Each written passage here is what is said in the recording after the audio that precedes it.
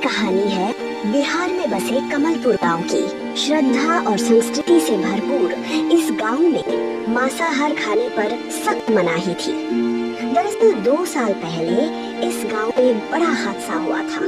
गांव में रहने वाला किशन, उसका अपना खाने का ठेला था, जहां के ऑमलेट खाकर अचानक 50 से ज्यादा लोग बीमार पड़ गए। उनकी हालत इतनी खराब थी कि 6-7 महीने तक उन पर इलाज चलता रहा, लेकिन भगवान की कृपा से बाद में सब ठीक हो गया और बस तब से कमलपुर गांव में अंडे ही नहीं, मांसाहार पर पूरी तरह पाबंदी लगा दी गई।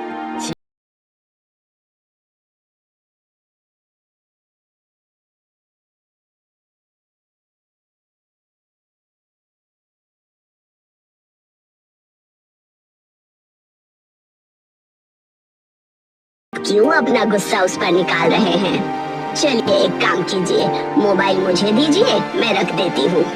तो कुछ ऐसी थी कमलपुर गांव के लोगों की आदतें, लेकिन कहते हैं ना,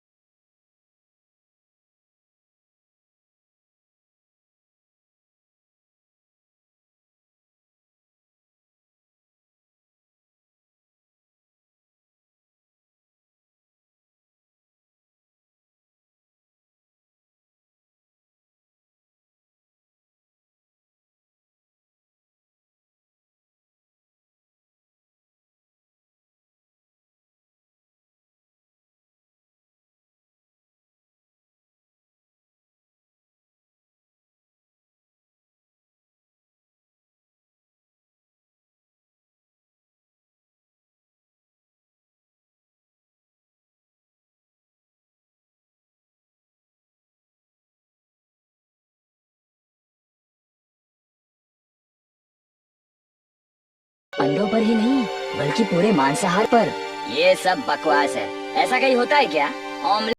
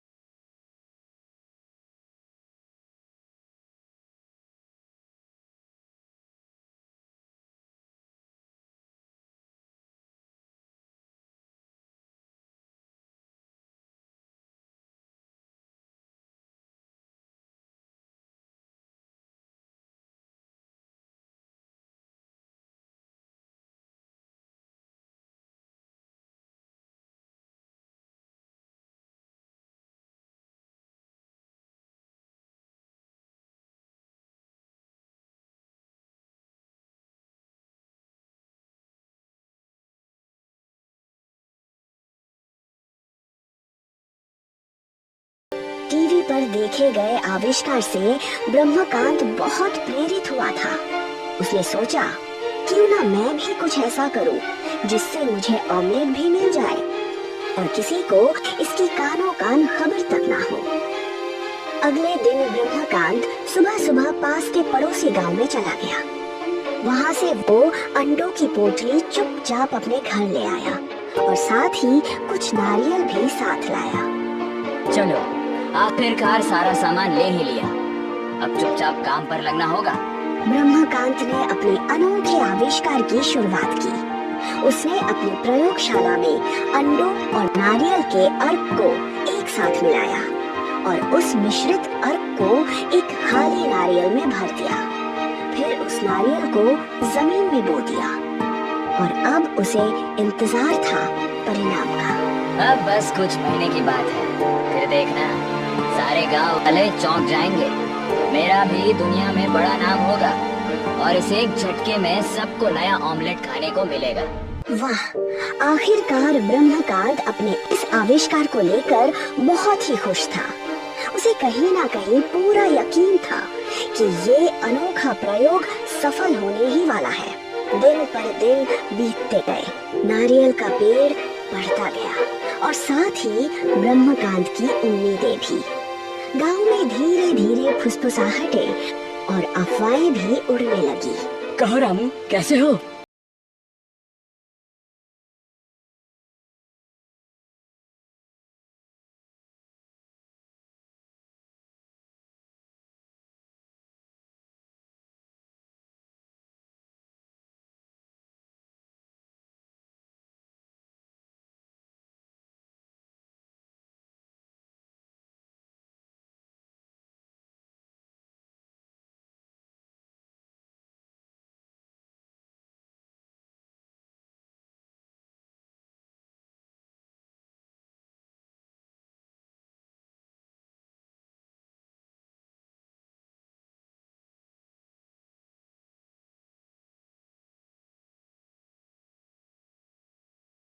तूने ब्रह्मकांत के आविष्कार की बातें बहुत होने लगी थी, लेकिन उन बातों में तारीफें कम और ब्रह्मकांत की अक्ल पर सवाल ज्यादा उठाए जा रहे थे।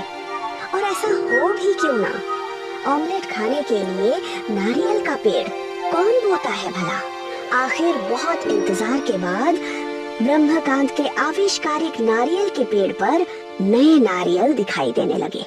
यस यस यस, मैंने कर दिखाया, मैंने कर दिखाया, मैंने कर दिखाया। अरे अरे वैज्ञानिक साहब, क्या हुआ? इतने चिल्ला क्यों रहे हो? अरे पूछ क्या रहे हो? दिखाई नहीं दे रहा? नए नारियल आ गए हैं।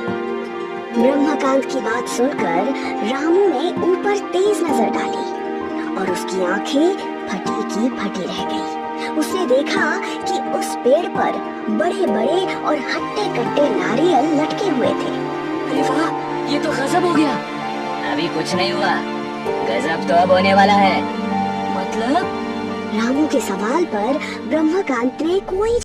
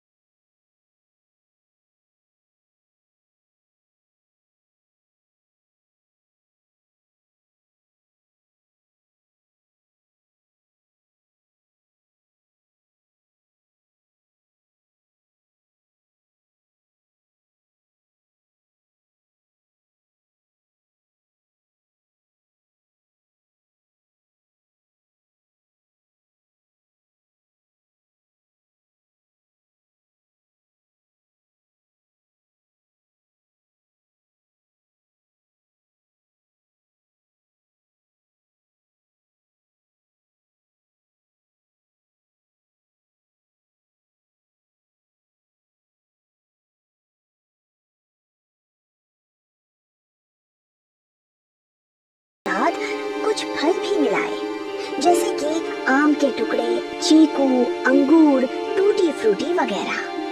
फिर उस मिश्रण को बड़े और चौड़े तवे पर तेल डालकर सेकना शुरू किया। उसे देखकर ब्रह्मकांत और रामू दोनों चौंक गए। अरे ये तो सोचा था उससे भी बड़ा है। नारियल, मिर्च मसाले और फलों के मिश्रण से बना ये आविष्कारिक ऑमलेट तवे पर फैल गया और आम ऑमलेट से काफी भरा हुआ और फुला हुआ था। वाह, आखिर बन ही गया। चलो रामू, अब इसे मिलकर खत्म करते हैं।